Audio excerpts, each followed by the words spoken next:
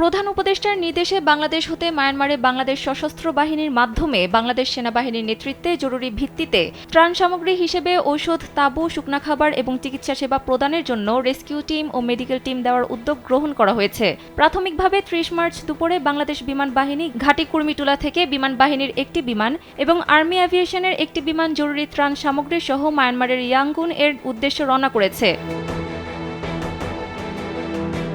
২৮ March দুপুরে Myanmar ও থাইল্যান্ডে ৭.৭ মাত্রার ভয়াবহ এক ভূমিকম্প আঘাত হানে। এতে ভূমিকম্পে মায়ানমারে প্রায় ১৬০০ জনের অধিক নিহত এবং ৩,০০০-এর অধিক আহত হয়েছে বলে জানা যায়। উদ্ধার কার্যক্রমের জন্য বাংলাদেশ সেনাবাহিনীর ২০ সদস্যের একটি বিশেষজ্ঞ অনুসন্ধান ও উদ্ধারকারী দল এবং ফায়ার সার্ভিস ও সিভিল ডিফেন্স হতে ১০ সদস্যের একটি উদ্ধারকারী দল প্রস্তুত রাখা হয়েছে। এছাড়াও চিকিৎসা সেবা দেওয়ার জন্য বাংলাদেশ সেনাবাহিনী জরুরি প্রস্তুতি গ্রহণ করেছে।